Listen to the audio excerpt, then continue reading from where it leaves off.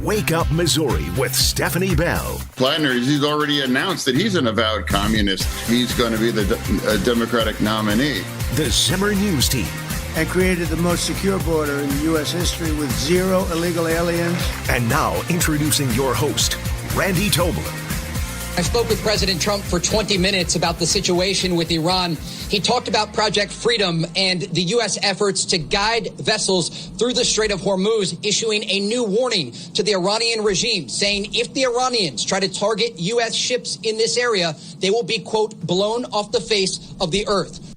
Well, there certainly were a few of those swift boats, those mosquito boats, those little motor boats that were blown off the face of the earth as they tried to approach a couple of American destroyers that were escorting U.S.-flagged cargo ships through the straits yesterday. Welcome into Wake Up Missouri as the situation continues to unfold, evolve, and potentially head towards more kinetic action in the straits because the Iranians are playing rope-a-dope.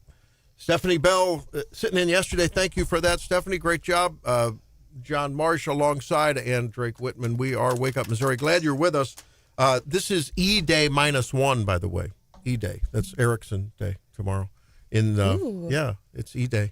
Erickson at Politics and Pints tomorrow at 5:30 at the studios of KWTO. No matter where you are in our listening area, hope that you head down there. I think registration's still open. I don't know. I'm sure it is. I think it is. You can text us 573-874-9390 if you're having any issues registering. And got some great hors d'oeuvres there. Eric will be hanging out with us and the Wake Up team. And, of course, Elijah Haar will be holding forth. And Springfield's going to be really important this election cycle. We've got a big Senate race down there. We've got Melanie Sinnott is facing off against Betsy Fogel. And, we talk a lot on the show about the Missouri Senate. And, I think there have been some people who have been a little squishy. Yeah. So we've had Melanie on the program many times, and I think there's only going to be a few of those contested state Senate races, and that's going to be a big one. And the other race, the only other statewide, there's a statewide race, which is the auditor, right? That's the only one on the ballot in November, which will turn out interesting for Amendment 3 and others. Yeah, depending on which congressional district you live in. Yeah, right. So we have a lot going on, of course, as we continue to watch Project Freedom. I had heard that there might be a briefing this morning, so we'll keep our eye on that and bring you anything that shows up on that, if it's coming from CENTCOM or from maybe Pete Hegseth and General Dan Raisin Kane, chair of the Joint Chief of Staff. But we'll keep an eye on that, bring a segment of it to you live if something newsworthy happens. The Iranian president was clashing with the IRGC. Interesting news over the attacks on the United Arab Emirates yesterday. So there is a lot of infighting going on. That's good to see, as if they can do a circular firing squad while we stand by and escort ships through. Maybe my diesel will go down below $5 a gallon. Oh, that would be nice. It's a bad time to own a trolley company. Oh man, I'll bet. Holy cow! What is the? Yeah, I know. Holy cow! What is it? So if you were to be in trouble with your trolley company for whatever reason and had financial straits, you think you could go to the government and get a bailout like Spirit Airlines was approached by the government? I was just wondering how you guys. I didn't get a chance to hear how you parsed that. How you all thought that. How you thought that. Boy, I hope it would work out better than it did for Spirit. This probably doesn't come as too big of a surprise, but I don't think I've ever flown on Spirit Airlines. I have never either. I did see someone say that they should just repaint the planes. My husband sent this to me. They should repaint the planes from yellow to orange and rebrand them as Spirit Halloween so that they go from unintentionally scary to intentional. There you go. That's a pretty good idea. I don't know. I mean, my goodness. I kept looking for something. I read the Constitution last night again. I thought about this thing. I thought, I don't see anything about the government getting in bed with industry and bailing out industry. But it was they had a plan. They were going to merge with JetBlue, and it was the government that blew the whole thing up. I mean, why is the government blowing up these mergers and getting involved in the first place? Dang Biden administration. Well, I guess antitrust laws, right? It would have been fine. Yeah, I don't disagree. And I don't think air flight, especially in an era with Zoom, is air flight really a national security issue? I mean, if you can't fly, go to your vacation, I don't. Okay. I mean, a lot of people issue. have to travel for business and other things. I think Want to it's have a meeting? an issue for the economy. Yes. Zoom. No. Zoom. Okay, but what if it's like a Japanese guy and like they're very traditional and you have to bow and all that? You can't do that on Zoom. Zoom. By the way, You can't build relationships over Zoom. that's right. What is up? I bow. I bow. Okay. Just stand all far right, enough that's away from the inappropriate. I just bowed on Zoom. No, No, you that cannot doesn't work. build real relationships over the computer screen. You can't. National security.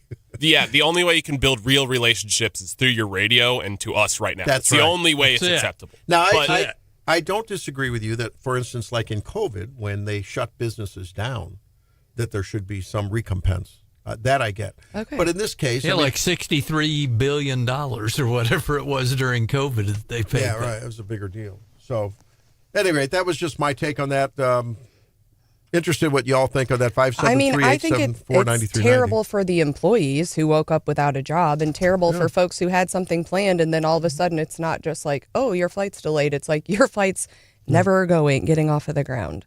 I mean, that's gotta be creative frustrating. disruption, though. Remember Clayton Christensen, the famous guy from, he's dead now, but that was his whole deal. Creative disruption. That's the nature of capitalism, right?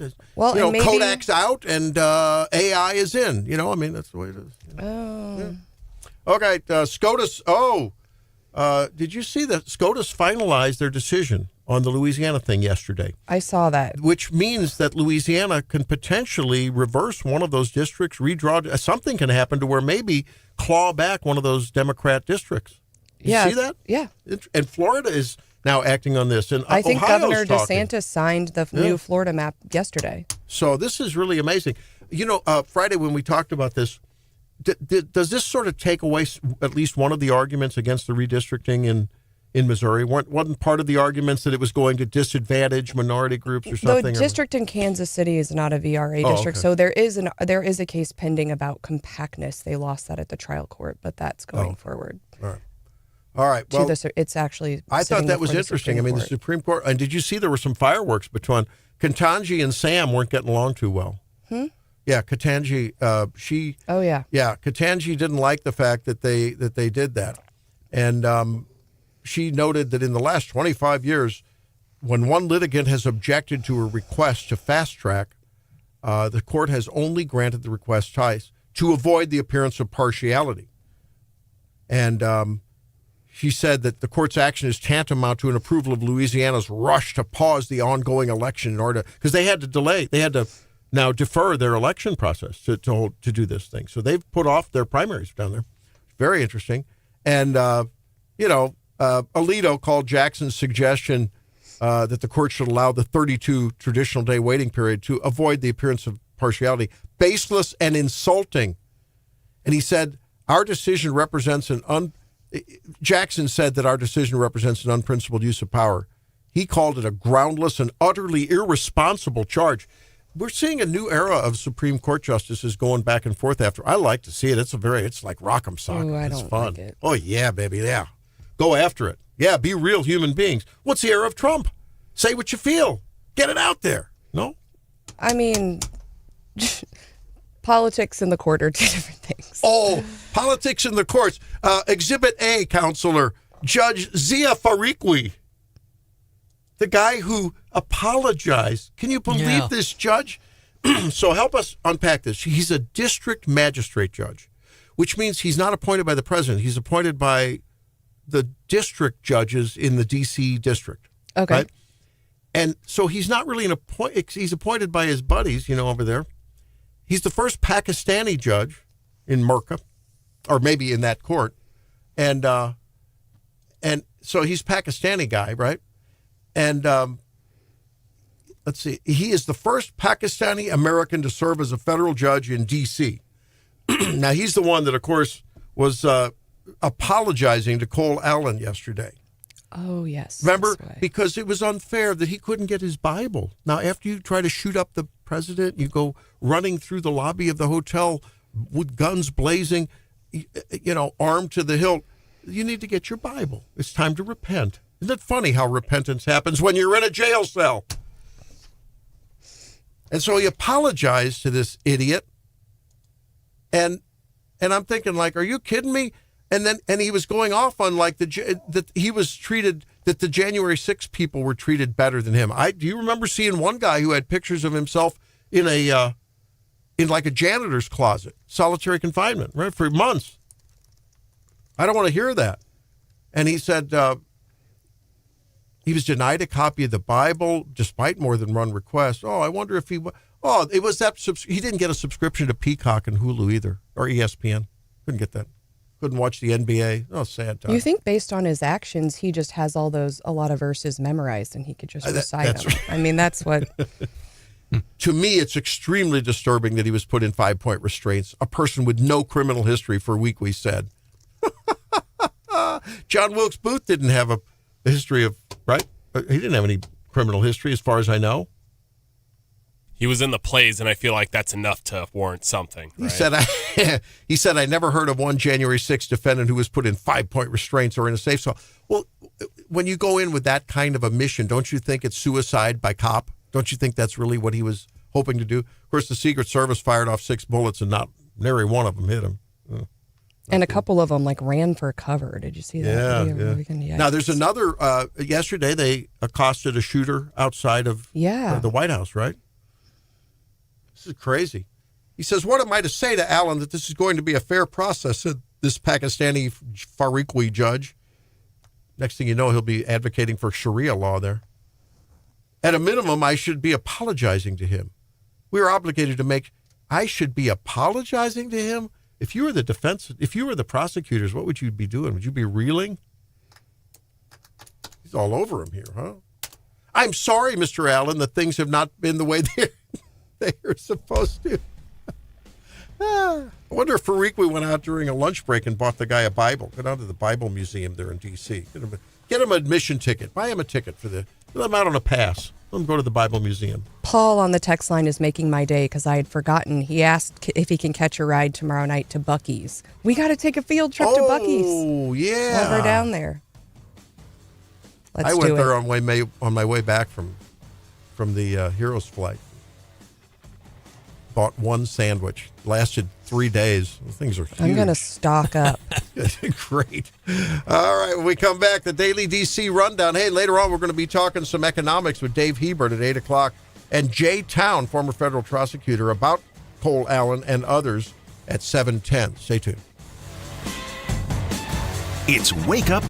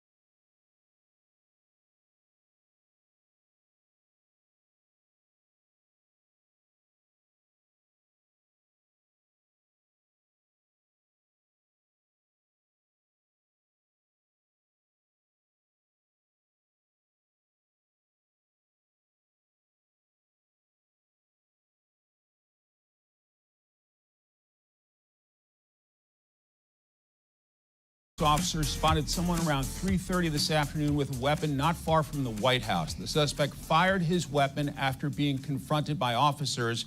A juvenile bystander was hit by a bullet. A uniformed Secret Service officer shot the suspect near the Washington Monument. Time for the Daily DC Rundown with Stephanie Bell. Man, I couldn't get out of D.C. fast enough. That place seems like a tinderbox. There was a shooting near the National Mall yesterday. One juvenile was injured, but it wasn't life-threatening.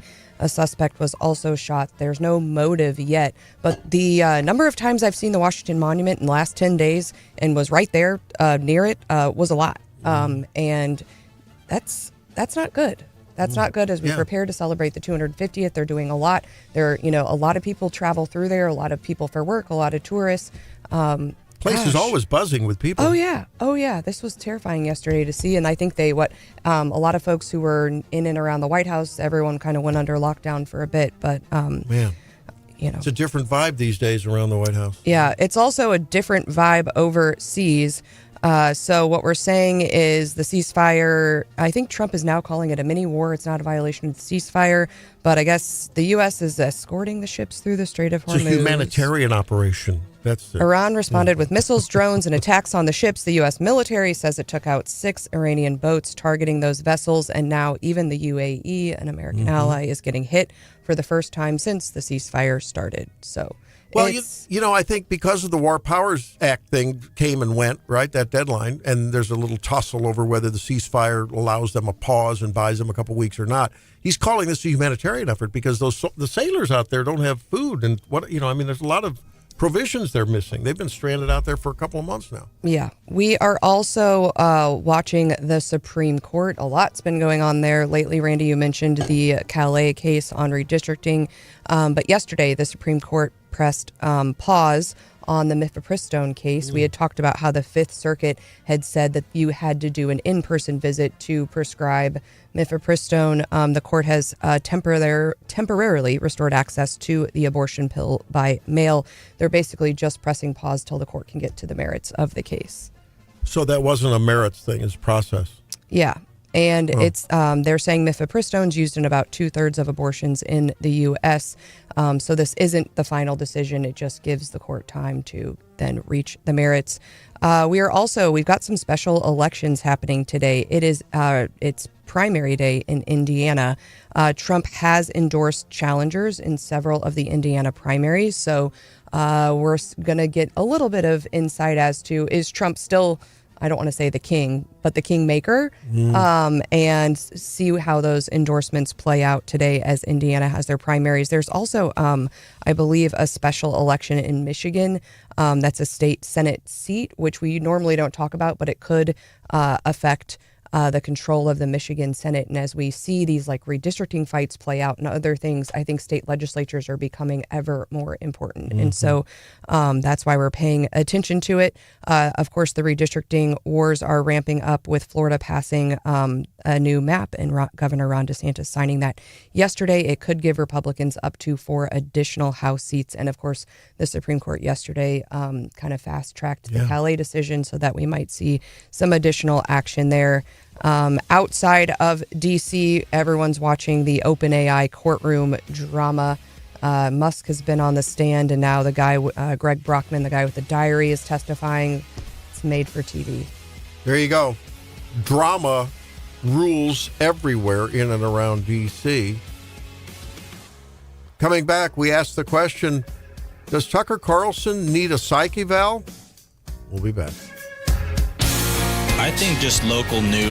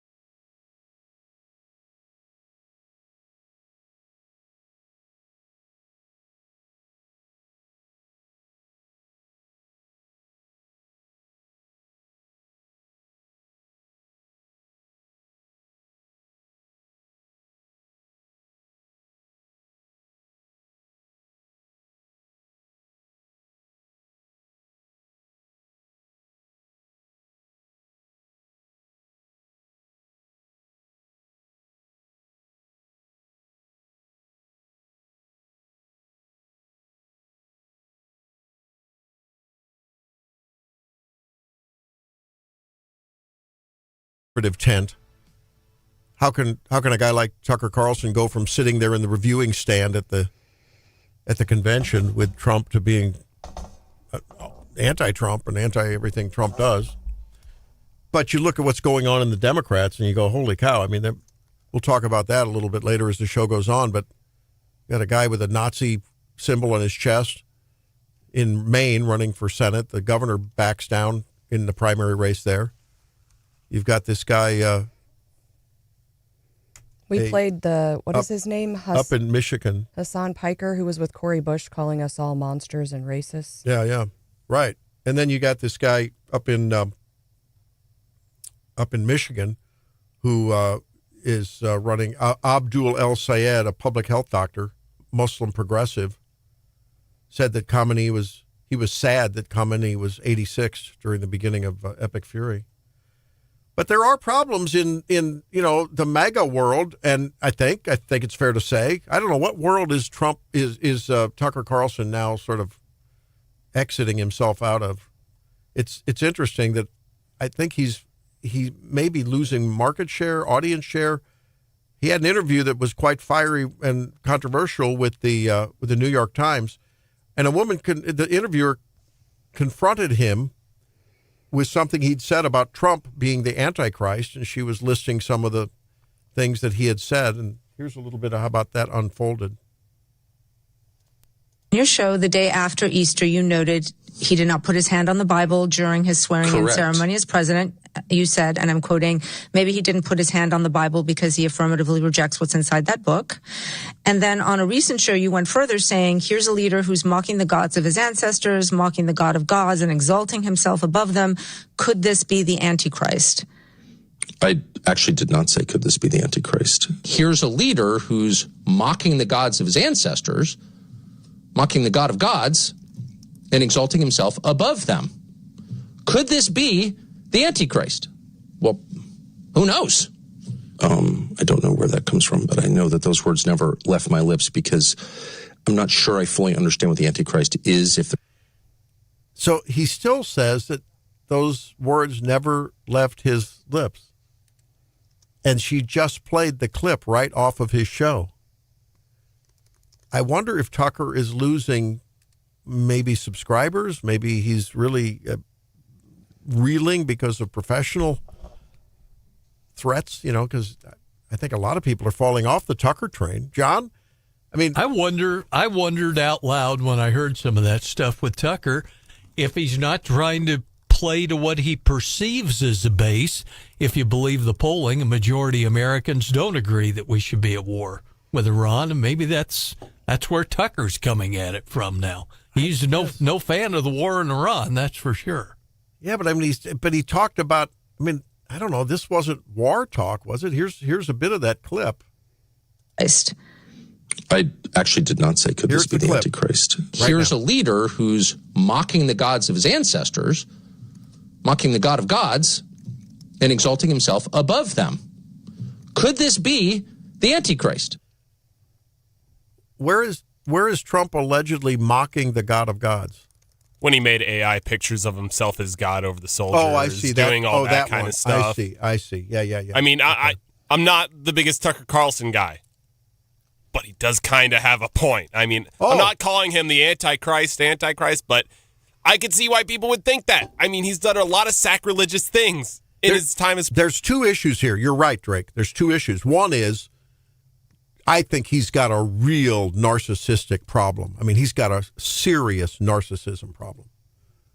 Tucker or the president? Yes. And he's got...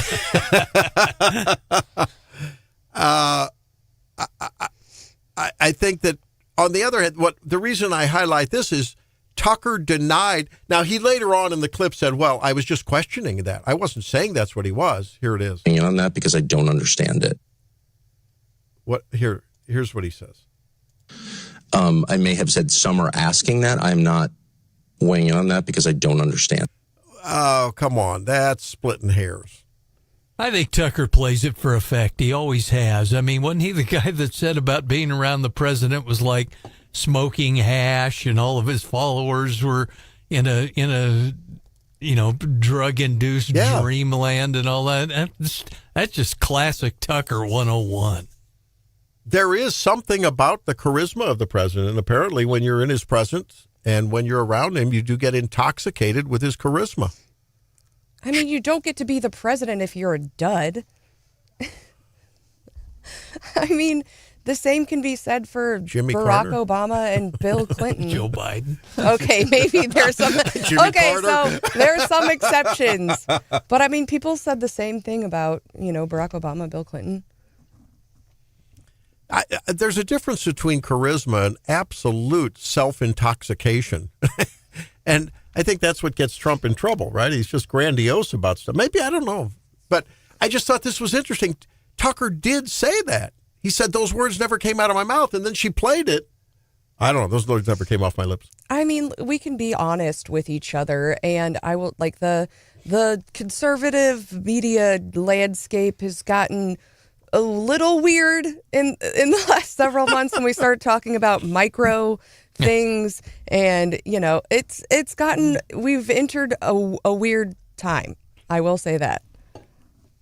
Well, it's like most things, right? I think what we appreciate about Trump is his openness, his off the cuff. He's never afraid to answer a question. That's a beautiful trait, right? He's just not afraid to answer a question. And unlike almost 99% of the political world that measures their words and they answer the answer, don't answer the question, and they're coached very carefully and everything's very measured. We love that about him. On the other hand, what you get is what you get, and sometimes you get the kind of stuff that you wish you wouldn't have gotten, right? I mean, from a political perspective. Yeah, I mean, that's Trump. He's taking his licks at Tucker too. Low IQ person, loser.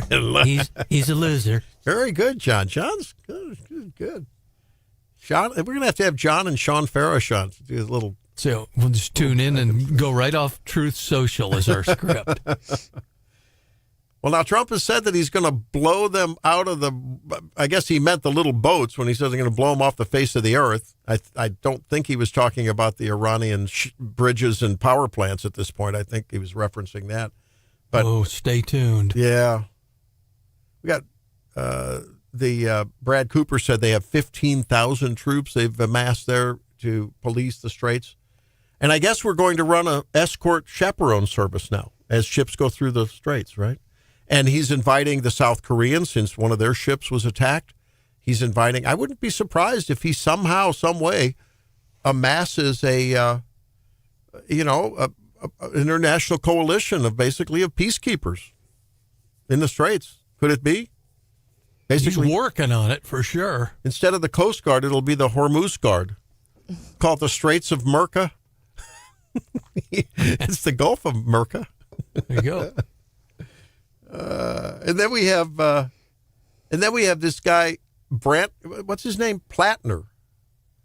And now it's interesting how, to her credit, the CNN host called out the Democrats for not calling out this guy. Remember, Pete Hegseth has this thing that a lot of the Army guys have that has said, I guess in one way, in some way, it might be interpreted to be some kind of a fascist thing, but it's primarily an Army tattoo. John, you know what I'm talking about. Remember Hegseth caught heck for having that?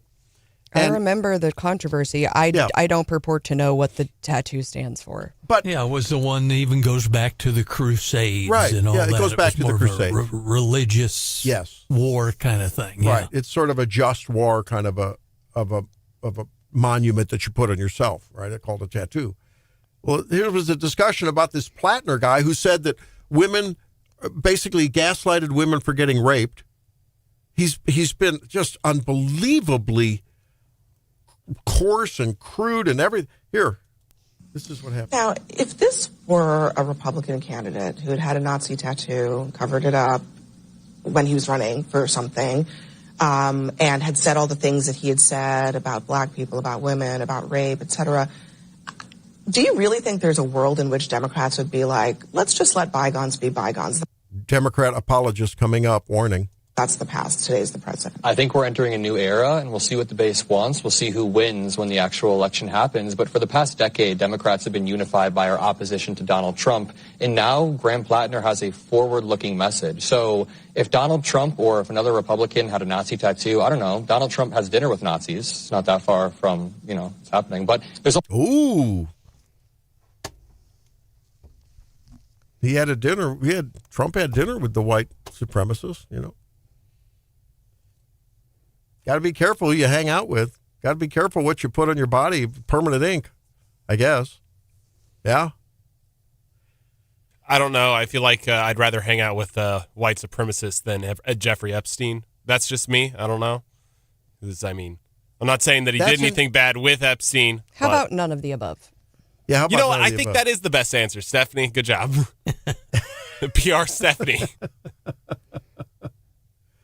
I don't know. It's just the sordid world of politics. It just makes you want to just repel yourself from politicians at any, I don't know. It's just Eric Swalwell apparently was sent women videos of him pleasuring himself. Did you see that? He was the first guy. He said, democracy lives on Snapchat, and so I'm the first Snapchat guy. Next thing you know, now there's women coming out of the woodwork saying they're sending him videos of him pleasuring himself. And this guy got to some of the heights of the Democrat Party. And are we paying for all of these sexual harassment settlements? Is that what we learned yesterday? Oh, that's another one. Oh, Nancy Mace is on the warpath. Oh, yeah. Yeah, we need to talk about that as well.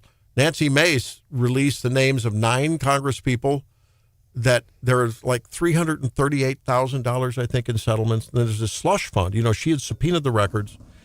And the ethics committee, they don't really want to let this go because it'll stifle victims from coming out. I think they're worried about some of their own or their friends' hides. Hitting a little too close to home. And did you hear that they lost the records on this issue before 2004?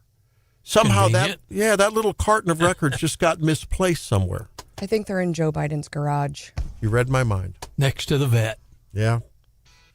When we need to visit J.P. Morgan 2.0 because the story we thought was over apparently isn't. Yeah, you're right. Absolutely. We're going to talk with Jay Town at 7:08 about that issue. Why are Congress people, is there not some mechanism if someone is accused of sexual harassment or assault? Is there any other mechanism in the Congress than into the DOJ? Do they have to go? Is there an HR office? Do they have to march down to Becky like Drake does every other week? Drake's like, what did I do? I'm just kidding you. When we come back, you like shots? You like espresso shots? Yeah. Like olive oil shots? No. Oh, well, I'll show you why you should when we come back on Make Missouri Healthy Again. Baby Guinness shots? Yes. I'll be back. It's Wake Up Missouri.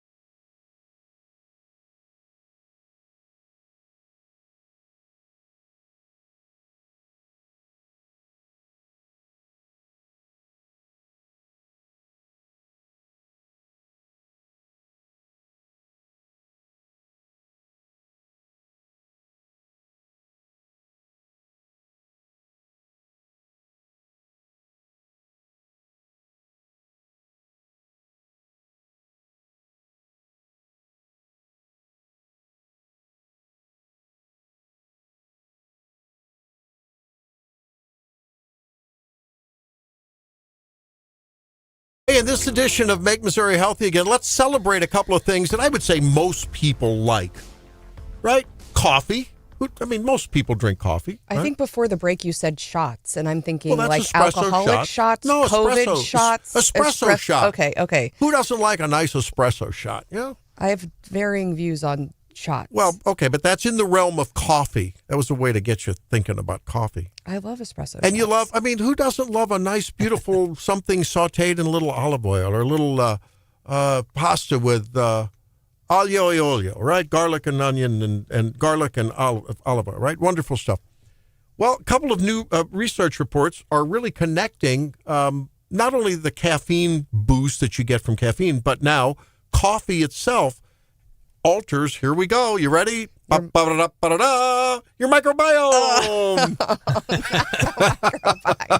I'm altering as we speak. Not only do we feel with our gut, because our emotions, a lot of our serotonin, we talk about serotonin and how it's a feel-good chemical. Prozac and Paxil and Lexapro and Cymbalta, all these things have a lot to do with Celexa, have a lot to do with serotonin and boosting it. Well, most of the serotonin eventually comes from your gut. So a lot of these feel-good chemicals and cognitive chemicals come from, ultimately, the connection between the gut and the brain. There's a real two-way highway there, a hormonal highway. And coffee can shape the gut microbiome and influence both mood and stress and, yes, your cognitive function. So if I don't have my coffee in the morning, I am cranky. There you go. And it's not just the caffeine, apparently, because they looked at people both on and off coffee, and this includes decaf, does a good job for your microbiome too. So it's not just the caffeine. They found that then when they tested the microbiome, instead of a pap smear, it was a poop smear. But you can do that. You can test. It's too early for that. I'm kidding. But you can do double glove there. You can do digestive stool analysis and find out what's going on, what's growing in your microbiome. Is this where you put it in the mail? It's a good thing. Yeah. Oh. You've got mail. Okay. No wonder that internet thing went off. But it turns out that it affects brain function. Now, switching to another thing that most people like, olive oil. It turns out that when they looked at virgin olive oil, extra virgin olive oil, the stuff that's just pressed and not refined in industrial process, you got to watch out for the refined olive oil. It turned out that actually some of the favorable microbiome bacteria were favored. And this was among people who have metabolic syndrome. So that's like diabetes, increased waist circumference, obesity, cholesterol, hypertension, diabetes. And so they looked at these people over a 2-year period, and they found out they took diaries of what they were eating. Were they eating, corn oil, or were they eating olive oil? And it found out that there was a real strong correlation with their cognitive function and how much olive oil they were eating. So one of my favorite winemakers in Napa Valley also produces olive oil. It's very nice, and so sometimes I have it delivered. But I like to just pour it out on a plate with some spices and dip bread in it. Am I still getting the benefits if I'm just eating white bread and straight olive oil? Well, about the white bread, that's okay. We'll talk about that later.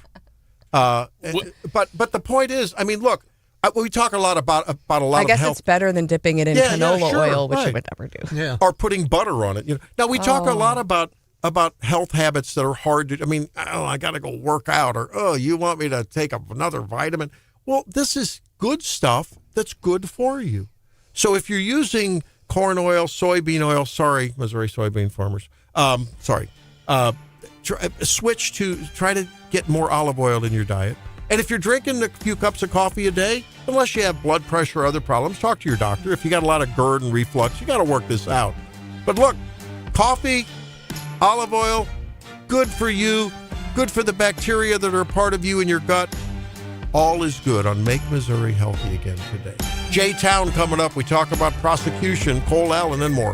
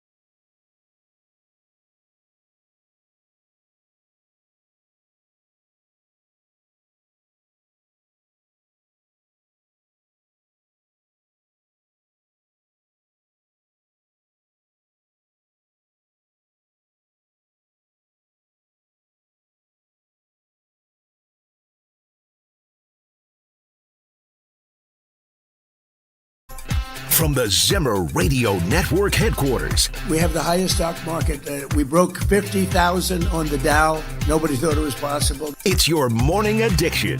Wake Up Missouri with Stephanie Bell. Plattner, he's already announced that he's an avowed communist. He's going to be the Democratic nominee. The Zimmer News Team. And created the most secure border in U.S. history with 0 illegal aliens. And now introducing your host, Randy Tobler. Well, welcome into Wake Up Missouri on this stormy Tuesday morning. We have a changeable situation, of course, in the Middle East, and we try to follow this for you as it happens minute by minute. General Dan Raisin-Kane, along with Pete Hegseth, holding forth with their periodic news conference as Project Freedom unfolded yesterday after Epic Fury and Economic Fury and now Project Freedom. Let's tune in and see what they're talking about. This is General Dan Raisin-Kane, latest update on goings-on in the Middle East and in Iran. This graphic highlights the kinetic engagements that the Iranians have attempted to make or have taken against the region. The green dots and blue dots show the groupings of commercial, cargo, and tanker vessels. And the United States has established a significant presence over the strait here in order to open up the free flow of commerce, noting the blockade still continues along the eastern flank. The map shows the examples and samples of Iranian attacks against commercial vessels in the strait, as well as the Gulf of Oman and up in the Arabian Gulf. Since the ceasefire was announced, Iran has fired at commercial vessels 9 times and seized 2 container ships, and they've attacked U.S. forces more than 10 times, all below the threshold of restarting major combat operations at this point. You can also see the group of tankers and cargo vessels in the U.S. blockade line, as I mentioned. As a result of Iran's indiscriminate attacks across the region, there are currently 22,500 mariners embarked on more than 1,550 commercial vessels trapped in the Arabian Gulf, unable to transit. In addition to shipping, Iran has continued to deliberately attack its neighbors. Just yesterday, Iran attacked Oman once and the UAE 3 times, including an attack on Fujairah oil terminal, which was successfully defeated.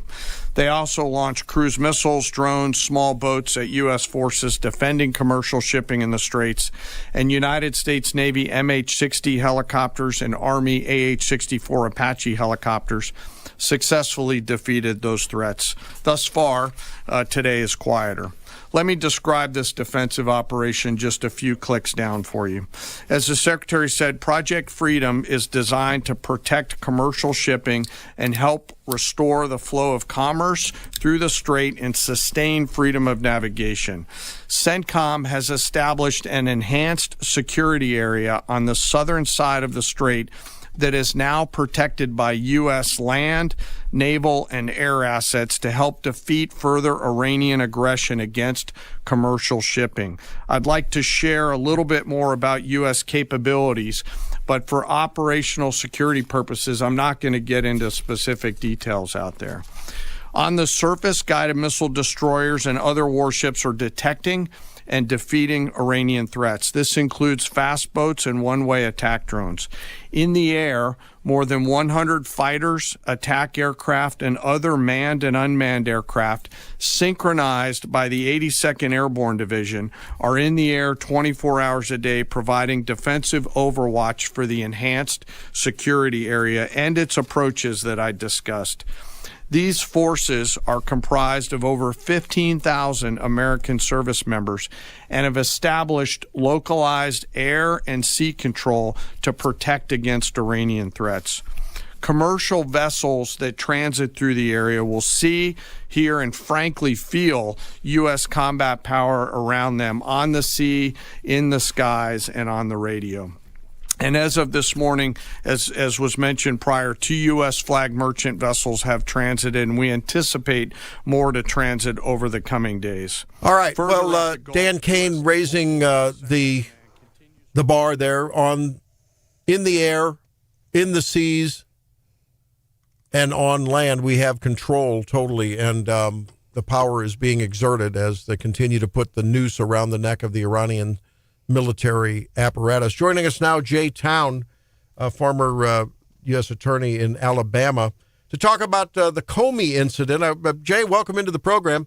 Tell us about this Comey thing, the shells on the beach. Is this going to hold water? I mean, you've been a federal prosecutor. I mean, was this a direct threat? Was it an overt threat? There's some news that Blanche may have some more goods. What are you hearing? Yeah, what he said on the Sunday shows is what I've really been saying since the indictment is this is not a Seychelles case, right? And it was adorable to hear Adam Schiff on the same Sunday show, in fact, come out and say, I was a prosecutor for almost 6 years, and this is the weakest case I've ever seen. And I'm thinking, almost 6 years? Wow. Tell us more, right? What Blanche said was, this isn't a Seychelles case.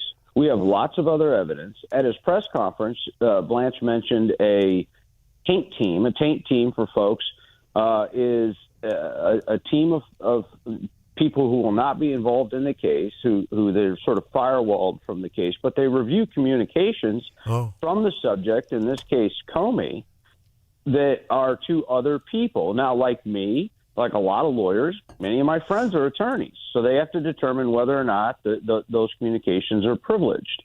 And there has to be an attorney-client privilege established. They have to be seeking legal advice in order for it to be privileged. It can't just be sort of jovial conversation. So there are text messages, there are emails, maybe DMs or signal messages between Comey and others about the Seychelles photo. And let me just throw this out there, and I don't know the evidence. If I did, I wouldn't tell you your audience. But is it so far-fetched that Comey got a text message from a buddy who said, hey, man, saw your post on Instagram, which had at that point gone viral. Don't forget the wife had got several concerning text messages about the post, and the Secret Service had visited. Is it ridiculous to think that Comey said, I knew MAGA would react this way. I knew Trump would react this way. I knew that certain folks would act this way or react this way to the post. Well, that is the subjective intent needed by the Counterman case in any 871 or 875 prosecution to suggest that he knew that people would take it this way. The elements are only that there was a post, that he knew that some folks would take that post as a threat, and then a reasonable person would take the post as a threat. Oh. And that checks, one, we know there's a post. That's one element gone. Two, if there's such communication, then that takes away the subjective element. Now, three, it just has to be, would an objective person like me, who took it as a threat, or that it was a threatening message, that's the objective element. That's the ball game. And here's the other part. There can be multiple objective meetings to 8647. It doesn't just have to be one in order to surpass reasonable doubt. Comey didn't even have to intend it as a threat. He just had to disregard the risk that others might.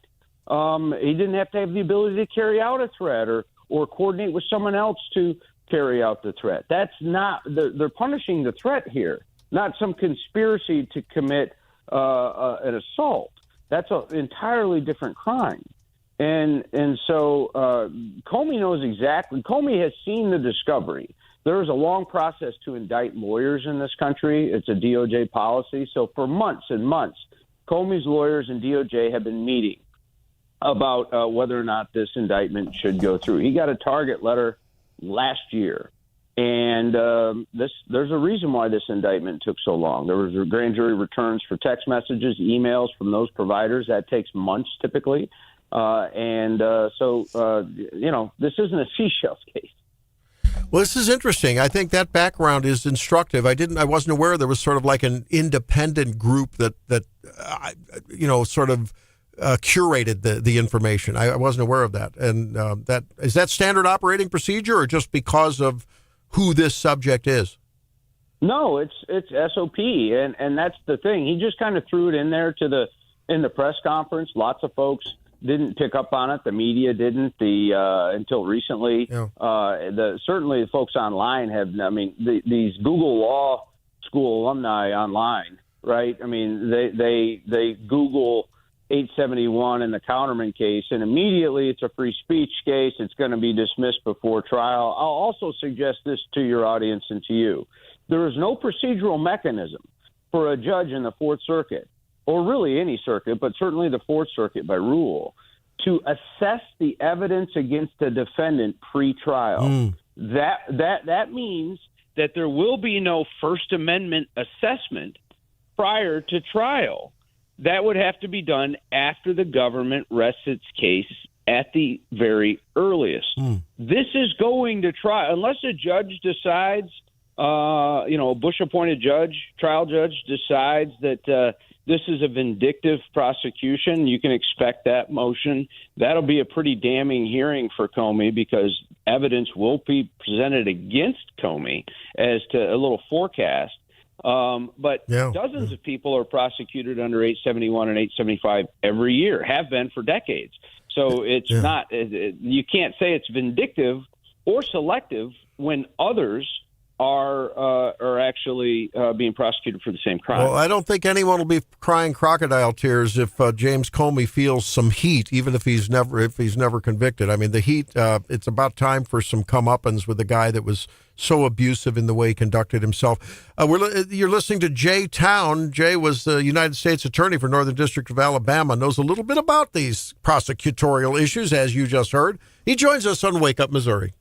Jay, talk to us about Patrick Fitzgerald and, his team that we saw last fall had the indictment with Coney, got thrown out over interim prosecutors and all that. What do you think the team is going to go to this time?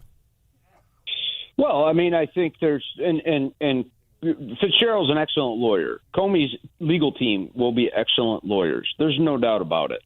And so what they're going to have twofold. They're going to pre-trial have motions that this is a vindictive and selective prosecution. Those are two different things. Selective prosecution is that they're only prosecuting Comey. They would never prosecute anybody else for this. Well, that's not true. I just said that dozens of people this year already. In fact, somebody pleaded guilty a month ago in the Eastern District of North Carolina where this case is being held for this very thing.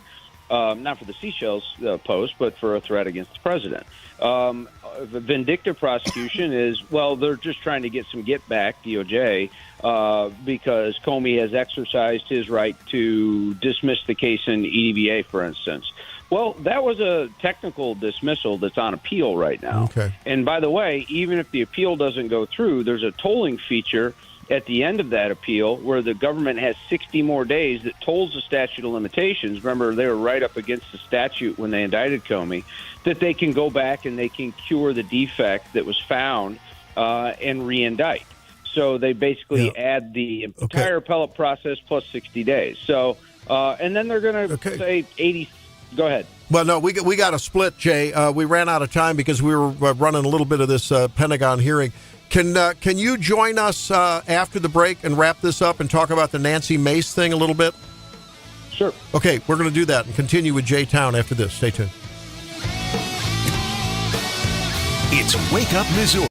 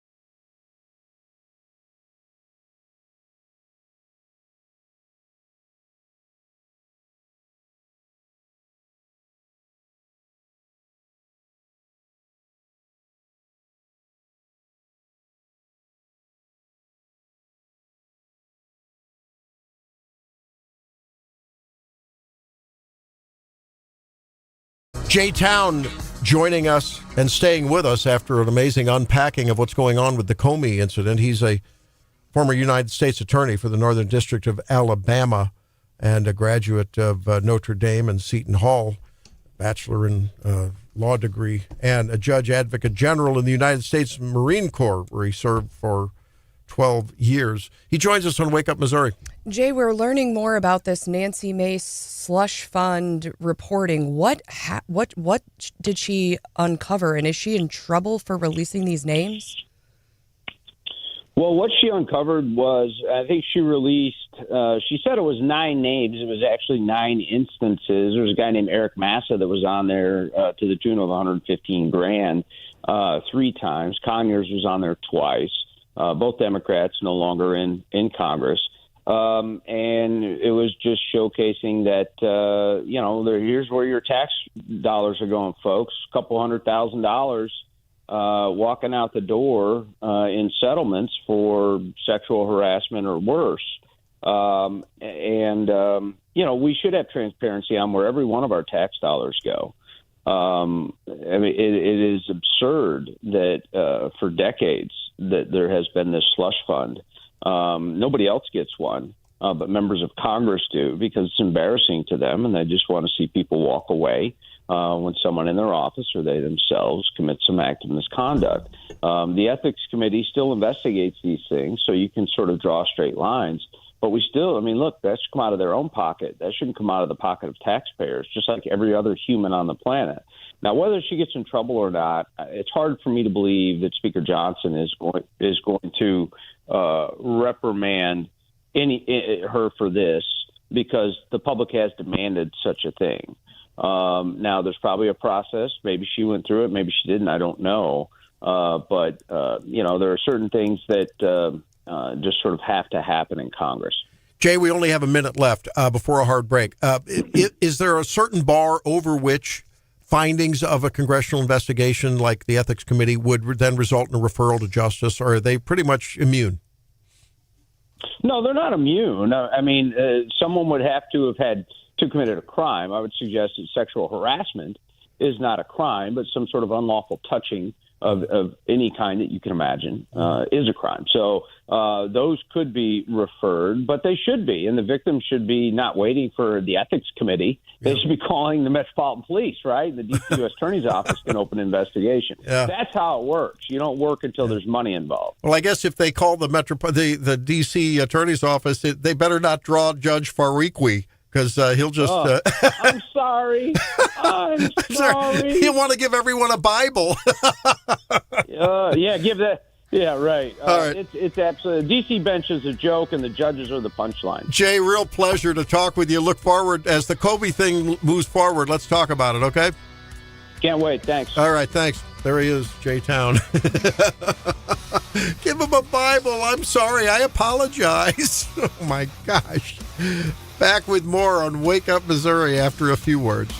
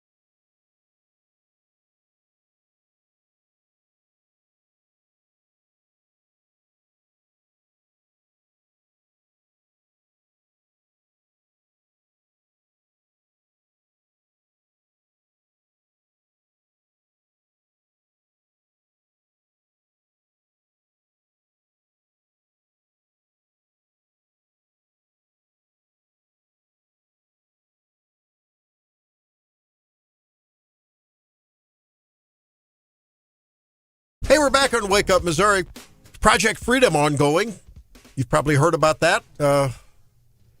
Hegseth and Trump are clearly delineating a difference between Epic Fury, the war effort, which of course was launched without the approval of Congress. Of course, last week there was a lot of debate over whether there was going to be a vote to extend the War Powers Act. Hegseth said, well, wait a minute. We at a minimum, this was last week, we bought a couple of weeks with the ceasefire. What are we now, 3 weeks?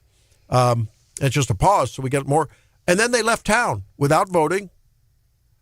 And now they're calling this effort Project Freedom, essentially escorting U.S. flagged ships and I think others as they amass their cargo and tanker ships that have been really out there without provisions for a long time now, many of them.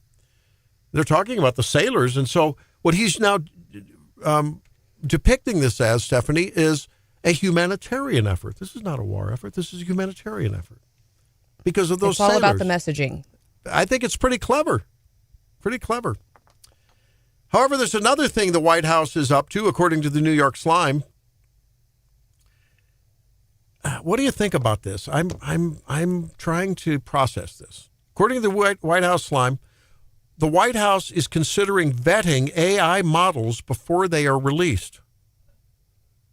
Now, originally, Trump took sort of a non-interventionist approach, but according to the New York Times, for what that's worth, formerly respected newspaper, the administration is discussing an executive order to create an AI working group, so a bunch of people sitting in a star chamber room that would bring together tech executives, talk about the fox guarding the hen house, and government officials to examine potential oversight procedures, according to U.S. officials. They declined to be identified in order to discuss deliberations. A formal government review process for new AI models is what they're talking about.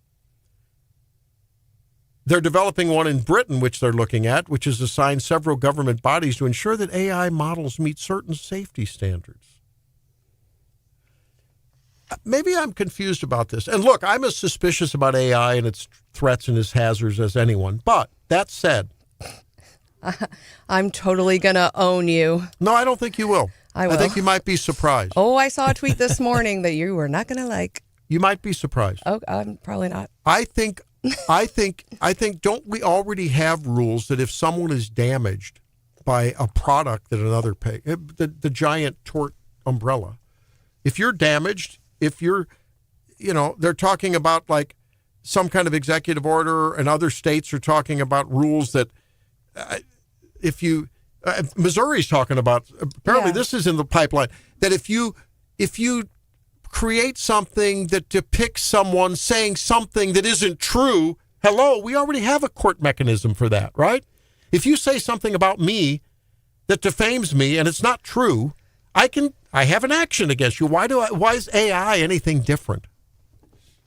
I think that's a good question. I think it's different in a way in that I think it's more damaging because it can look like it's something that you actually said. It's more real. Wait a minute. Are you telling me real is not as valuable as fake real? And I mean, come on. I think it probably goes back. I mean, once we get into the statutes, we've got like very specific definitions. And so, it's every time we have new technology, the statutes were written 30 years ago and they don't quite encompass whatever the new technology is doing. So I suspect that is some of it.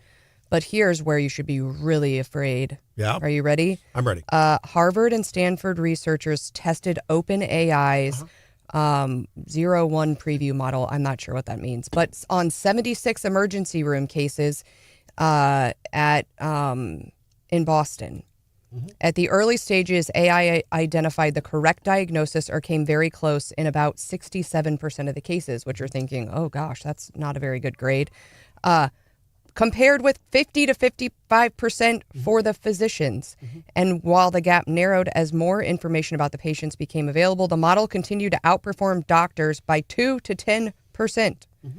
Are you afraid now? No, it doesn't surprise me. Really?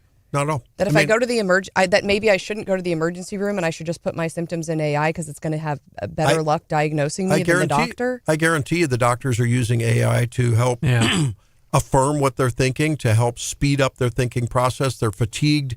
They're dealing with bureaucrats. They're dealing with the C-suite telling them to make sure they get their coding right. And they know there's all kinds of distractions. And so I think the AI is a great tool, just as you use a tool to help sort of organize some of your thoughts and begin to think through some of those things. What AI can't do is, given a choice of a bunch of treatment options or a bunch of diagnostic options with different likely yields based on the pre-test likelihood of finding the diagnosis, patients have choice. And as we go to a more retailization of medicine, patients will be able to say, look, we could get a CT of your whole body and it'll mean this much exposure and this much, and that'll find out an awful lot, but it's going to cost you $2,500. Or I think 95% chance it's this, and it's going to cost, the diagnostics will cost $1,000. AI is not going to have that discussion with you.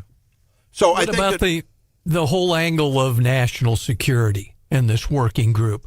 Wouldn't you hope or figure that would be a big point of it, doing this pre-release to the public kind of screening and all? And not so much about the courtroom side of things or people being defamed. I kind of just get the vibe the government and the tech guys want to look at, you would hope at least, look at it from a national security standpoint. Well, it depends on what the scope of this working group is. I'm just really worried if every release of every AI model has to be vetted by this group, right? I mean, that reminds me of the Biden White House, managing the truth Facebook. Czar, what was her name? She didn't last very long. What a mess she was. Yeah. So I don't know. I just what do y'all think? 573-874-9390, 800-529-5572. Are you happy with a bunch of people, including tech execs, vetting things up in the White House? I was just about to say that the AI Randy bot that I have made in my parents' basement, it disagrees with you. So that's who I agree with the AI Randy, not the real Randy. You better watch yourself. I might replace you. I don't know.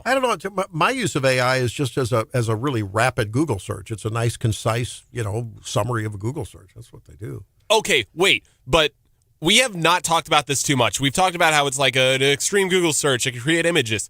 Have you seen the AI that almost is a window on top of everything you're doing, and it tells you different things about what you're doing and helps you? Claude Cowork. Yeah, that kind of stuff. That is so cool. I've only seen it basically sits on your desktop, and while you're doing things, it will advise you on how you can better do things, and it can edit documents and whatever else. I have seen the previews online. I think for security purposes, I have not attempted it.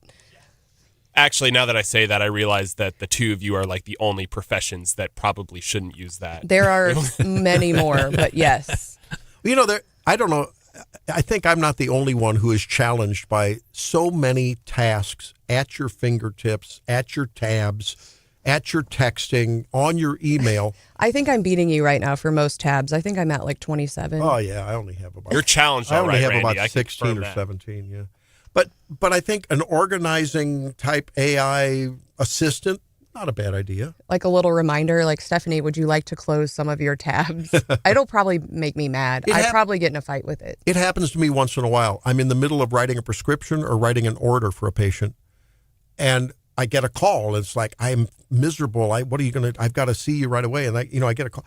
And I get distracted, and then I don't get back to the task. Do you think? That happens. Do you think it's just a souped-up version of Clippy? Remember Clippy, the little paperclip guy on Microsoft Word, and he would bounce around, and he would advise you on different things. Yeah, it's a good comparison. It's the high-tech version of it, but really kind of similar. The first person who invents a souped-up Clippy and brings him back will be a rich person. Yeah, I mean, if there was an Alexa kind of immediate physically on the desk Alexa that would just do that. It's hey, don't let me forget to get back to this, right? That would be cool. That'd be cool. Do you remember? But now I write it down on a piece of paper. When I first went to work, I used to have people at work who would call their home landline and leave themselves voicemails and say don't forget to whatever. So that way, then when they got home, they could listen to their voicemails and be reminded. Now you can set your phone to alt. I mean, my phone has shortcuts on it that if I enter, I like geolocate reminders. And so if I enter, what? Yeah, you can geolocate reminders. And so if I enter a certain geolocation, it's like, hey, you need to do X. Swing by the store and grab the milk before you go down the street to the house, right? Geolocation. What do you mean? Yeah, you can draw a circle. And so every morning I say, if I'm coming into Columbia, because I travel and I don't want to, if I'm coming into Columbia and I'm, nearing North 63, remind me to punch in.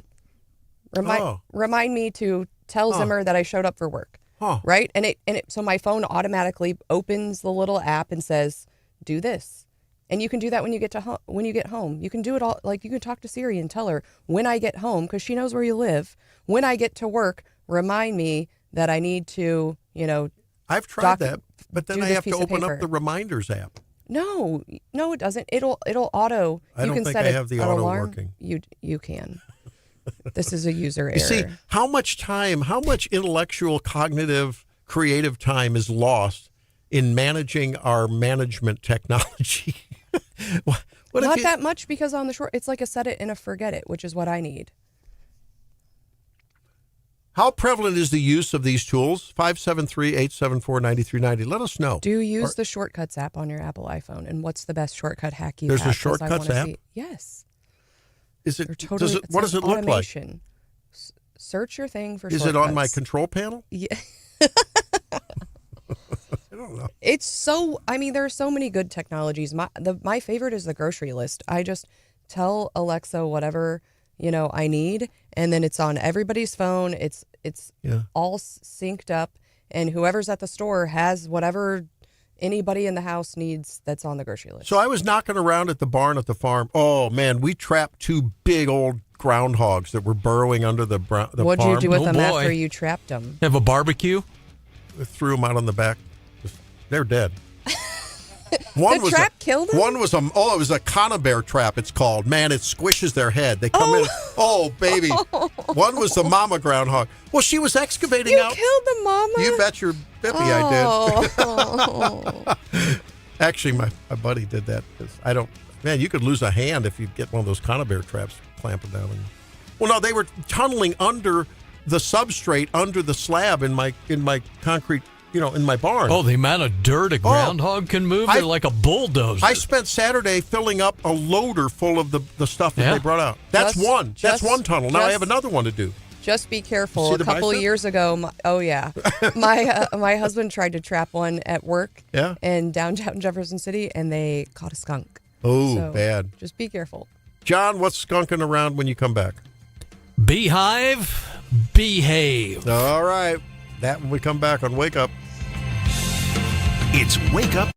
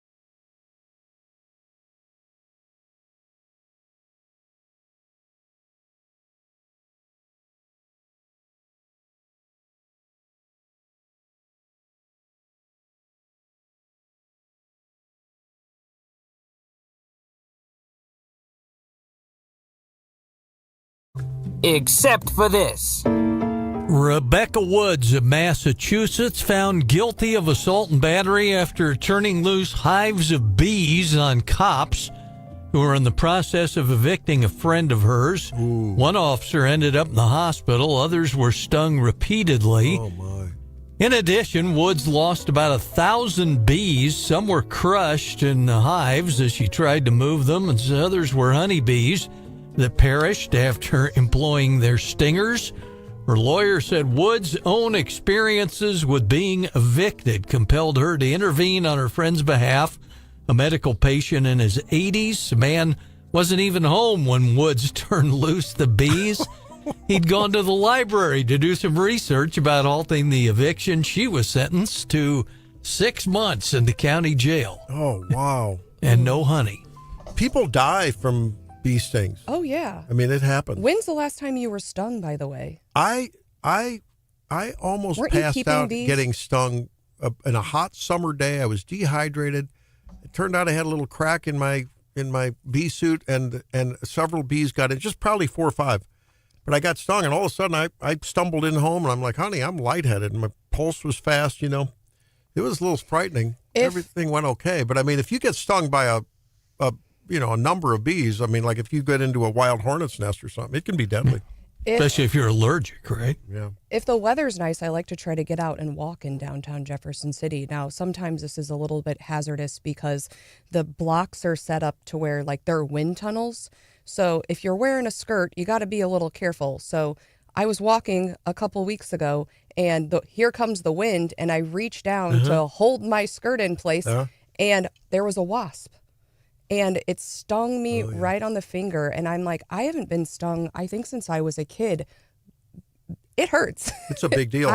And then I was nervous because I know, it can be really serious sometimes. And I'm like, I can't remember the last time I was stung by something. Yeah. Hit for the Benadryl, huh? Oh, my Yeah, gosh. I'm not allergic to it. And so when most of the reaction you get locally with the swelling and everything is from formic acid. It's an acid sting. It's just a chemical irritation and inflammation, not an allergy. I was smart. I immediately removed my rings, and I was like, just in case, I don't want to end up having to cut it off. Exactly. Yeah. Ugh. I did that once. You have to watch out if you're knocking around cleaning up old something laying like a pallet that's laying against a building or something. You need to clear it off. You got to watch out where you reach because, man, they're under there and they will just come out and marauder. They are just marauders. They'll nail you. You got to get that. What's that? My sister had them really bad on her deck, like little nests and stuff. Yeah. And she was videoing herself, and they, the spray that's like the super spray. Oh, and I love that spray. She'd open the door and just, and Yeah. it did a really good job for her. But what is that stuff called? I don't know. Wasp spray. That wasp spray is like it'll go 20 feet, 25 feet. It's like, and then sometimes when they're flying around, if I'm really crazy, I'll start to chase them around in the air. It's like the closest I'll ever get to a fighter pilot. But yeah, that's what she looked like. She was at war. She'd open the door, spray it, slam it back shut. It was wild. I can never hit those suckers when they're flying. You just can't do that.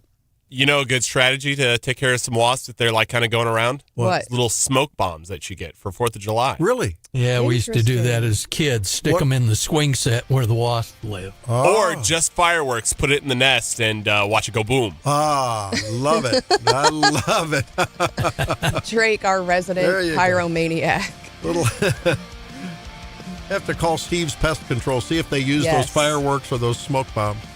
Hey, let's talk a little bit about the economy, about TrumpIRA.gov, about the midterms, and put it all together with Dave Hebert, economic expert, coming back.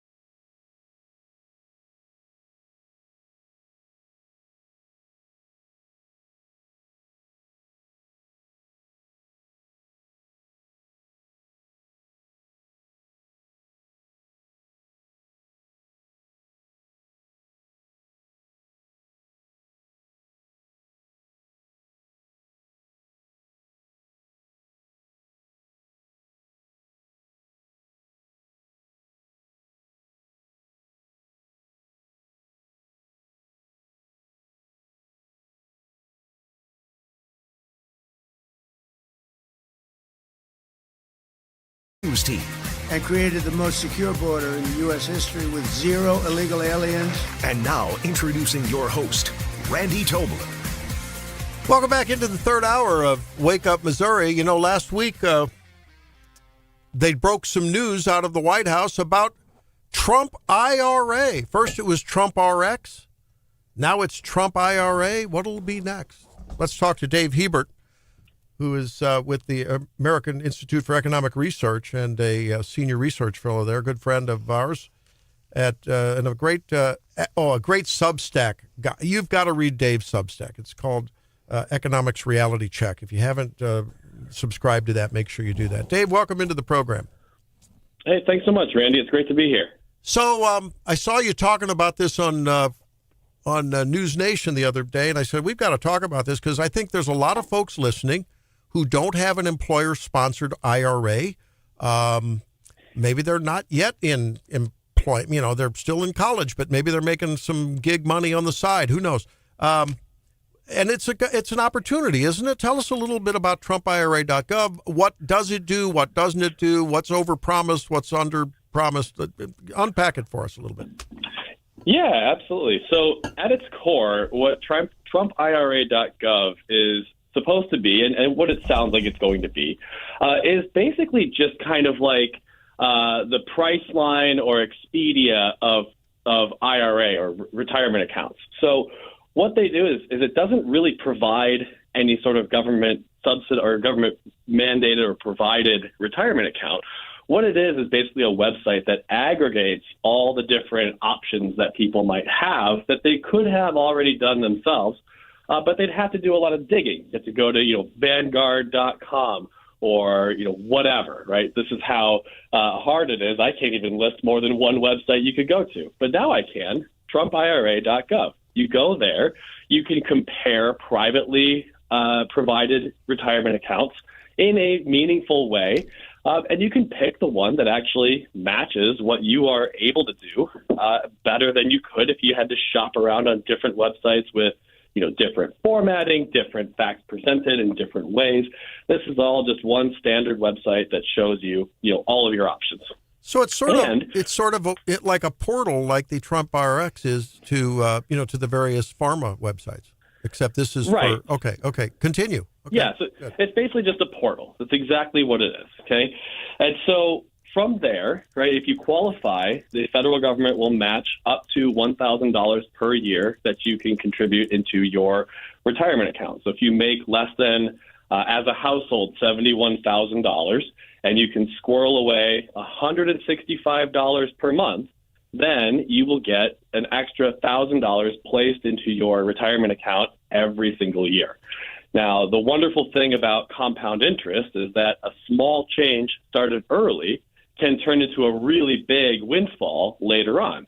So this is where a lot of people in this K-shaped economy that we talk about, where, if you start early, you start saving and investing when you're 25, 30. I've seen some people start as early as 12. By the time you retire, for a very small amount of money up front per month, right, you end up with millions of dollars through compound interest. And so that's the idea, is get people into these programs early, get them saving for retirement so that they're not, dependent on just Social Security income or whatever earnings they might have had through wages, right? Compound interest is an amazing force. All right. Let me ask you this. If I already have an existing IRA, that $1,000 from the government, although philosophically, ideologically, I have a major disagreement with it, but what the heck? They're taking an awful lot from everything I make, so why not get a little bit back? Can I take advantage of that? Is it means tested? I mean, what are the other qualifications to get that $1,000 match? So the big restriction is that the $1,000 only goes to individuals who earn less than $31,000 or so per year, or households filing jointly that make less than $71,000. So it's not applicable to a whole lot of people. Thankfully, right? We certainly want more people to be making more than $71,000 as a household, right? But it is sort of a step to try to provide some sort of financial incentive or additional incentive to save. The challenge, Okay. Is there an age thing? Because I'm thinking, like, for a lot of us who are working adults, we're over those limits. But I'm thinking, how young? If I'm not claiming my son, he's in college or something. Maybe he's not earning that amount. Like, how young can you open these accounts? Yeah. So the Trump accounts that are a separate issue or a separate entity, those start, in July. They apply to basically anyone, and it's seeded with $1,000. This is one, at least to my knowledge, anyone that qualifies can take advantage of it. Okay. Now, you can obviously go to that website at any time. You could find, perhaps you have an IRA through your employer. Maybe there's a better one for you, and you could find that one potentially more easily. So there's tremendous upside here in the sense that it makes it easier for people to match their investment preferences with an IRA account. The challenge, of course, is in this era of affordability, or lack thereof, should we say, it's difficult for a household to set aside even that $165 per month to get that match, right? So the problem that a lot of people have with retirement accounts isn't that they have a ton of money in their checking account and they just don't know what to do with it. It's that they don't have enough money left over at the end of the month to squirrel it away into a retirement account. And so TrumpIRA.gov, while it helps people who have that money find a place to put it, it doesn't help people who don't have that money get that money and get it started. That's Dave Hebert at the American Institute for Economic Research, AIER.org. You've read him in the Wall Street Journal, the New York Times, Real Clear Policy, Real Clear Markets, and his own Substack, Economics Reality Check, on X at Dave_Hebert. He joins us on Wake Up Missouri. Dave, clarify for us, are these like a 529 where it's tax-free, or is it along the lines of a tax-deferred model? Yeah, that's a great question. I'm not totally sure. I would suspect that it follows any standard, deducting practices for any other IRA account. But that one, some details, it's going to depend on which program you select, right, and all the windows and restrictions therein. Not like a Roth, more like a regular IRA, right, where it's tax deferred. Yeah. Right. So, okay. So let's talk a little bit about jobs. The jobs report, the unemployment report was favorable, right? The jobless claims were the lowest in decades, they were saying. And, yet we've got this, this ripple effect coming down the pike already. We're feeling it at the pump, maybe other things in the economy making things, less affordable rather than more because of everything's related to oil. How do you put this all together ahead of the midterms, Dave? Right. So, President Trump is correct to point out that there are more people working in America today than ever before. What he misses, and I think the American people realize this too, is that there's also more people in America than ever before. So when you have, more people in America, you're going to get a lot more people working. The challenge we see, of course, is if we look at a measure called the labor force participation rate, which is basically the percentage of the population that is either working or wants to and is looking for work, right? So it doesn't count retirees or certain other people that, aren't looking for work. It only counts people who are working or are looking for work. If you look at that number has been trending downward. So that reflects this idea that a smaller percentage of the American people are either working or looking for work.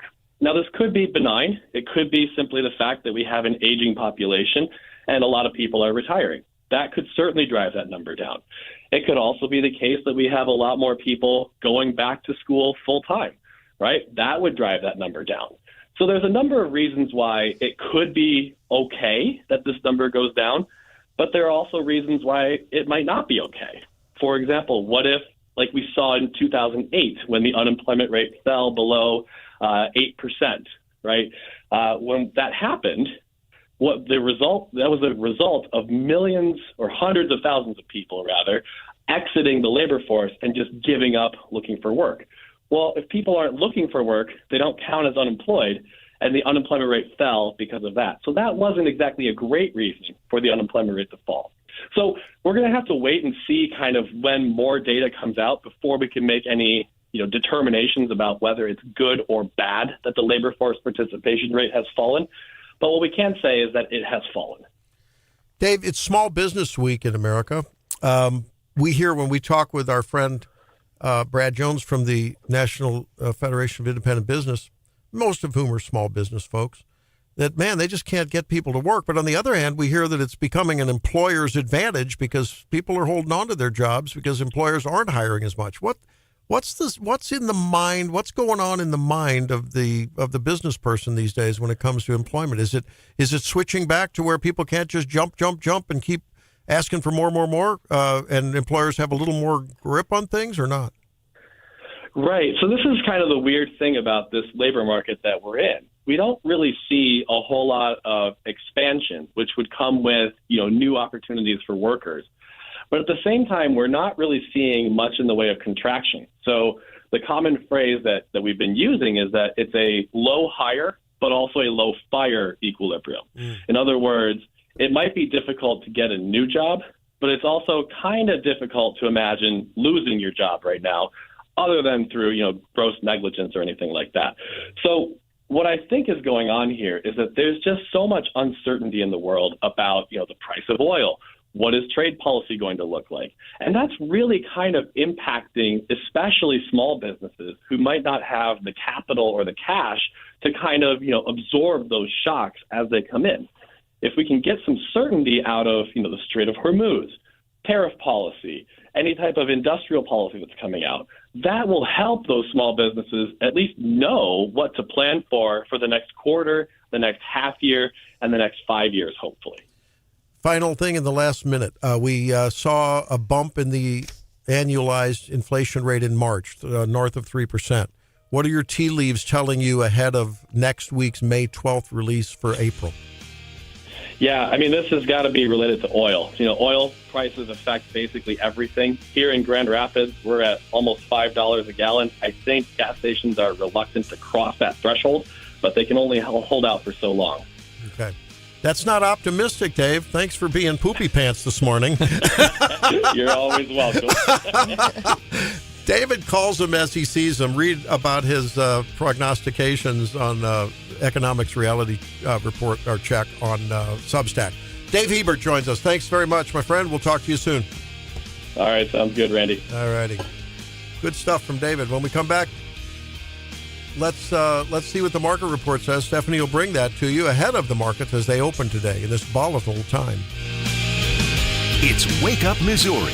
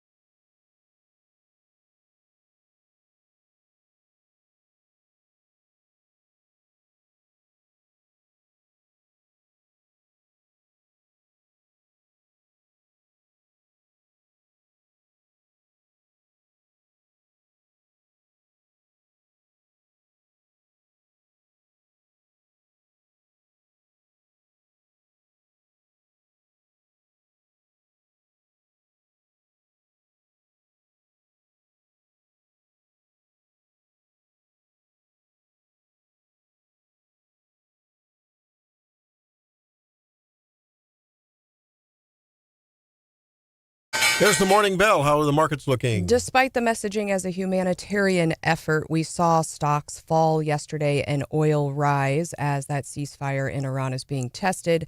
We also saw Amazon announce it was expanding its logistics business, which caused UPS and FedEx to slip. When we look at the market close, we had a day in the red. Dow was down 1.13, S&P was down 0.41%, NASDAQ down 0.19%. It looks like we're going to get a bit of a bump today. Everything is back in the green. As we look at the sectors, we saw materials and industrials down over 1%. The only thing in the green yesterday was energy. Now, I met with my financial planner yesterday, Randy, and a topic of discussion with 3 children now in middle school, getting to middle school ages. Am I going to be able to afford their college? And so it's been on my mind. And Fox Business is reporting there is a new program, and people are wondering, are we TikTokifying college? A new program at Cornerstone University is letting students earn degrees on their smartphones. Wow. It's called the SOAR program, and you can get an associate's, a bachelor's, and even a master's degree focused on business management and leadership. Right now, there are 5. So how you participate, there's mini lectures, 5 to 10 minutes. There's podcasts, interviews, quick lessons, and built-in quizzes. And so folks are saying this is what we're moving to. Folks are already spending 4 hours a day on their phone, so why not, rather than watching silly, cat and bird videos if you're Drake, why not be learning about business? There's about 250 students enrolled so far. They say they have about a 91% retention rate, and it's cheap. So a bachelor's degree costs about $24,000 total. I think if you look at, I don't know what Mizzou's up to this year, like $20,000 probably a year-ish. Easily. You can get a master's for about $12,000, and they actually have aid programs, and so they say many students pay nothing. So I have a question. Is this a good thing, Randy, or a bad thing? If you were investing in a business, would you feel confident about investing with somebody who had gone to school entirely online? That's the thing. I mean, what's the quality of this education? It sounds to me like another iteration of just a diploma mill. But at the same time, it seems like we've moved so far away from in-person learning already. I mean, how many kids enrolled at traditional universities are doing most of their classes online? So why am I paying $20,000 a year for you to be enrolled at a brick and mortar institution when all your everything you're doing is online anyway? No, earlier when you were defending the necessity of flying to meetings because in person is the best way to communicate. I am 100%. But if I'm going to pay that money, then none of my kids' classes better be on Zoom. None. Well, right. I mean, that's what I feel about it. I can think of at least 3 or 4 professors. Helene and I attended some general ed classes, and then we had our separate majors. But I think of a couple of professors that were really, it was their in-person excitement and verve and charisma, whatever you want to use, that made the difference. It made class enjoyable. It's not the same on Zoom. And the interaction and debating with your colleagues and the learning together, the studying, the countless hours in the library, the actual physical books. I agree with you. I don't know. A lot of colleges have gone this route, not just the online thing, but sort of like Stevens College and the decades of university without walls that they've had over there. I think maybe a hybrid at a minimum. There needs to be some direct face-to-face human connection, no? Let us know what you think. 573-874-9390. Phone us, 800-529-5572. Back with more.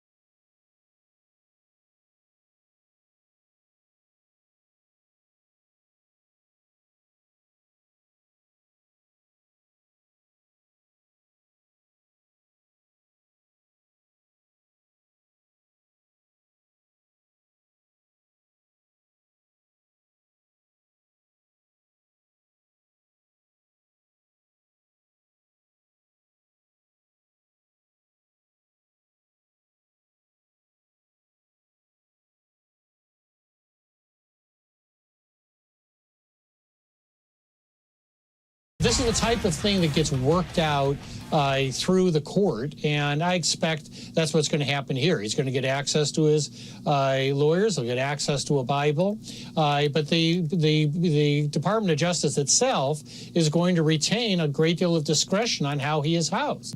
Jonathan Turley on the White House Correspondents' Dinner shooter and the fact that the judge apologized to him and said, you haven't been treated fairly. You're innocent until proven guilty. The Department of Justice, the corrections there in D.C. saying, hey, this guy clearly was on a mission for suicide by cop, and I don't know whether he made overt threats or not, but I think a lot of us are looking at the soft touch treatment that this judge seems to be asking for this guy who would have, had he gotten into that ballroom, Stephanie Bell, Lord knows the carnage that would have resulted. I mean, he had a semi-automatic, well, he had a handgun, right? Semi-auto handgun, a shotgun. I don't know why he brought it, what the shotgun's going to do, but knives. I mean, the guy was crazed. And, he's undergoing psychiatric evaluation. Of course. How ticked off is everyone going to be if he gets some kind of crazed, incompetent to stand trial insanity or something plea like that? Really? I mean, anytime, if you beat your wife, if you rape a woman, if you kill someone, aren't you in the moment out of your human mind that God created you to be? In the sense, in the broadest sense, haven't you lost your mind in the moment? So couldn't everyone claim that? I know that the law has parameters, but I mean, I think, boy, I don't know. That defense is one that ticks me off. It's used very often. Just last week, the Afghan immigrant in Jefferson City who stabbed his wife to death was found incompetent to stand trial. I don't know. And of course, the judge said, I'm sorry. It makes me, I was looking up the lyrics to the song. It made one of my favorites, Demi Lovato's Sorry, Not Sorry. Yeah. And it's a good one. And she says, I will make it clean. You're messing with a savage, can't have this. And it'd be nice of me to take it easy on you, but nah. Nah. She says, baby, I'm sorry. I'm not sorry. Nah, sorry. No soft touch here. Pedal to the metal, full force, right? I don't know. It's one of those things you ask yourself the questions, what's the right way to go? Here's another interesting question, I think. Congress, a couple of members of Congress, Representative Josh Gottheimer, Democrat from New Jersey, Mike Lawler, who has on many occasions been, I think, a very forceful voice for conservatism in Congress. Remember during the first shutdown, he and Hakeem got into some pretty heated and recorded battles there in the halls of, I guess, maybe the Congressional Office Building or Congress itself. They've co-sponsored a resolution. Now, this is good. This is an interesting question. Quote, condemning anti-Semitic rhetoric from prominent online personalities. It urges social media platforms and public leaders to denounce and address anti-Semitism. Is that a veiled call for censorship? 573-874-9390. I don't know. Look, I hate anti-Semitism as much or more than anyone else on the planet. However, don't you have a right to be anti-Semitic in this country? I mean, don't you have a right to, as long as you don't incite violence or? I'm talking about the Skokie Nazi protest idea here, right? You have a right to do that. I'm not saying it's right. It's unethical. It's terrible. It's immoral. You have a right to say horrible things. Yes. Horrible things. That's my only point. But not incite violence. Right. And should we carve out anti-Semitism? As I'm asking the question, should we carve that out as a special exception to the First Amendment? Well, and you go back to your AI conversation, and then we go back to the truth czar about then you have to have someone deciding at what point is it so anti-Semitic that it crosses the line, and then someone is kind of judging what is either truthful or not truthful or bad or good, and generally whoever's doing that judging is the government. Right, yeah. Not a great look. Well, two influencers that are targeted in this resolution, one is Hassan Piker, he's the jerk, and Candace Owens. Now, here's the thing. They've Owens has intensely criticized the Israeli government's military operations in Gaza. This news report says that's the way they report it. Okay, because you criticize the Israeli government, does that make you anti-Semitic? I just logically fail to see why that's the case. Many times that is the interpretation, and I'm troubled by that. Drake? Why are you, Drake? What do you think? Am I an anti-Semite because I say there's a difference between criticizing Israel and hating Jews? There's a huge difference. There is a huge difference. I mean, those are like two different subjects. I'm amazed this is something that we have to talk about. But we do. I mean, it's a reality, right? This is insane. I mean, because I don't support, Nazi Germany doesn't mean that every German that walks by, I'm going to, hate him. I mean, it just doesn't make sense. Now, Piker denied being an anti-Semite. He says they are once again conflating legitimate critics of Israel with actual anti-Semites. But he said some pretty horrific things. I'd say guilty as charged with Piker on anti-Semites. No, I agree. But that's not standalone. As a standalone sentence, they are once again conflating. I think there is a lot of conflation going on because there are a lot of people that have some legitimate concerns about, Trump and Netanyahu met and all of a sudden we're in a war because, you know what I mean? Okay. If you ask the question, were we basically forced into this or coerced into it because Israel pulled the trigger and we felt obliged to follow? I don't know. History will decide that. But that doesn't mean that you hate Jewish people. That's a geopolitical discussion, isn't it? And look, I think a resolution absolutely decrying and disparaging anti-Semitic rhetoric is certainly fine. But this resolution goes a little step further because it says it urges social media platforms to denounce and address anti-Semitism. What does that mean? We got mad at Joe Biden because his administration asked Facebook to, in their terms, address COVID misinformation. Now, we know it wasn't misinformation. But we were a little upset about the government telling social media what to do. And what does everyone think? 573-874-9390. And again, the issue is here, at what point will they come for libertarians?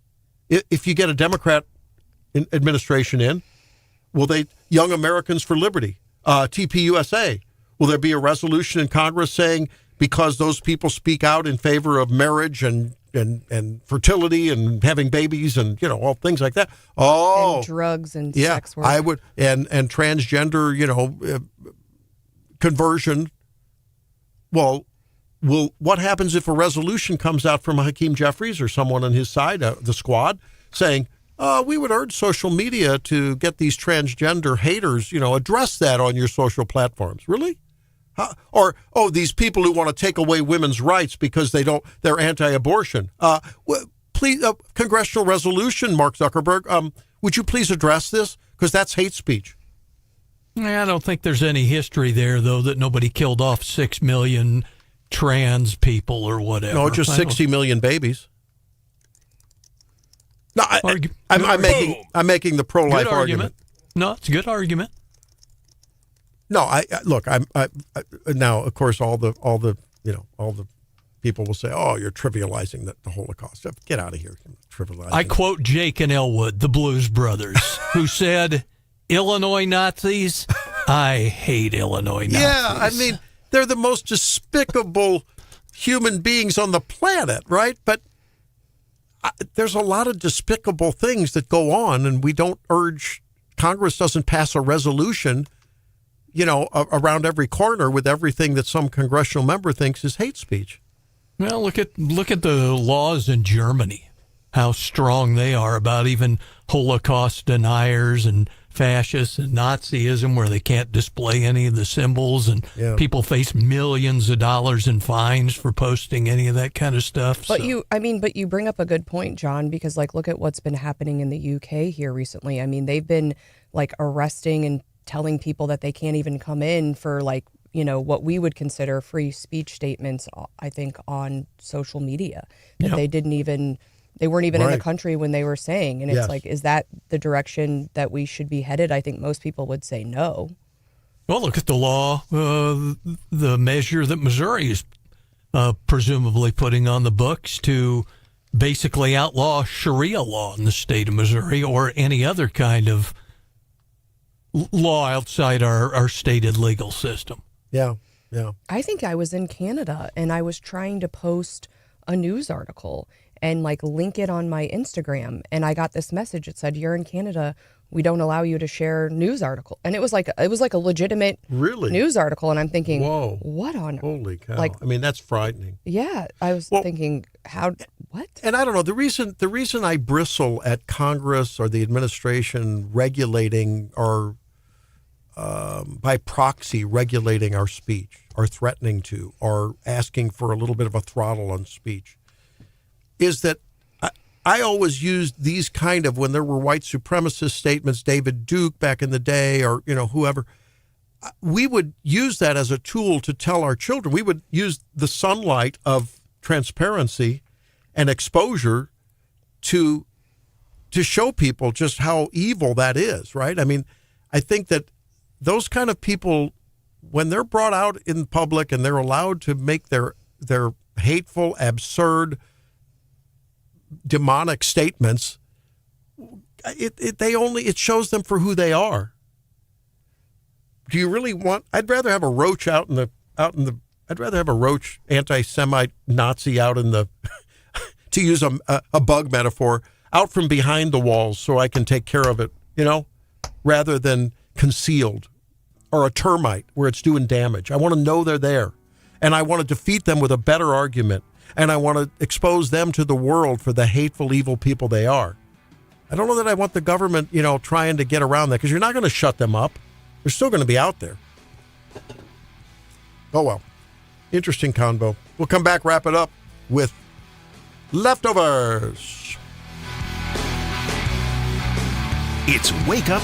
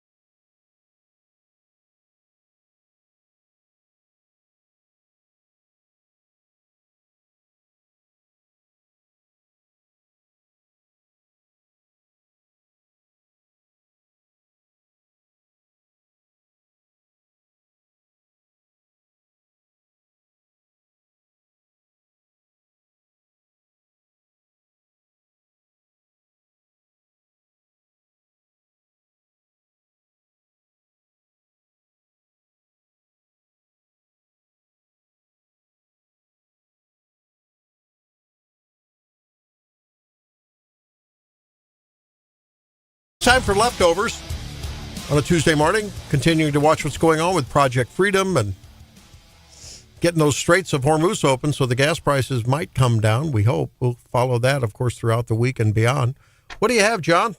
That's it. What are you paying for gas? I saw a gallon of gas as high as $4.20 today in Jefferson City at one station. AAA says the state average is $3.97 a gallon. Nationally, $4.45, and they say gas prices went up 30 cents in just the past week. I paid $3.99.9 yesterday, and also this morning saw $4.09.9 coming in. Wow. But I did see a $4.19.9, $4.20. Wow, $4.20 somewhere, right? Holy cow! I don't know, man. I'm seeing north of $5, just right at $5 for diesel. And across, I guess we're still a little below the average, though, countrywide, aren't we? Still? Yeah. 445 is what they said countrywide. AAA was saying. My Lord. Have you seen these stickers on the pumps, like when Biden, during the Biden era? Not yet. They're probably coming. See the Trump stickers, yeah. You're welcome. What do you have, Steph? Last night, I think, was the Met Gala, which is like when all the weirdos show up in their weird outfits, and it was extra weird. A funny, Missouri-related thing is Sam Smith showed up with he's a singer, and he showed up with a bird feather and a bird outfit and doing very effeminate gestures, and somehow the bots on Twitter got confused and think it's Travis Kelce, and people are like, oh my gosh, Taylor Swift what happened to him? It's not him. it's a different guy.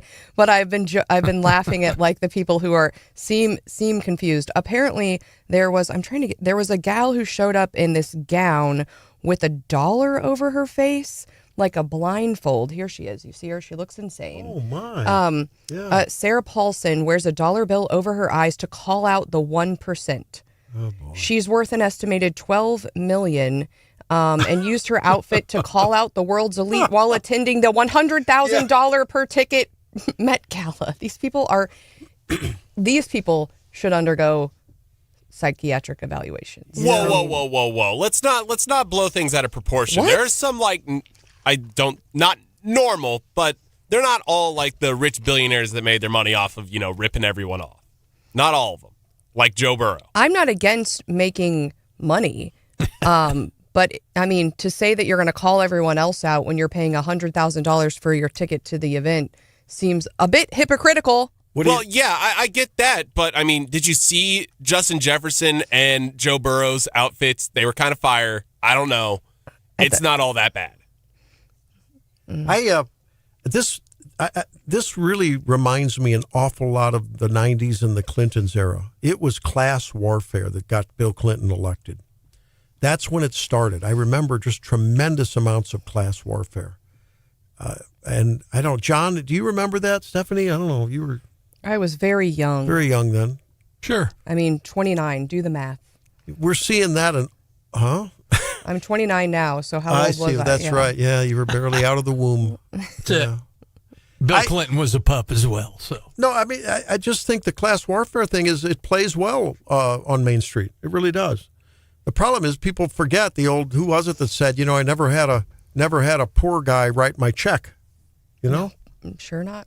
And I'm glad that there's wealthy people that take risk and expand or build or start a business, and then they can employ people, and those people, can buy things that then contribute to the commerce and the prosperity of the community, and on it goes. Celebrate it. Don't put $1 bill over your face. Show up with a bunch of hundreds and one of those dollar bill shooters and shoot the money out for everyone. Right. I mean, I would respect for that, right? Share your wealth if you're so. No, they do that at the after party, Stephanie. Okay. I need to get an invite. What they should be going after, and what they should be very willing to do, is say, look, I want to pay the same rate of taxes as everyone else.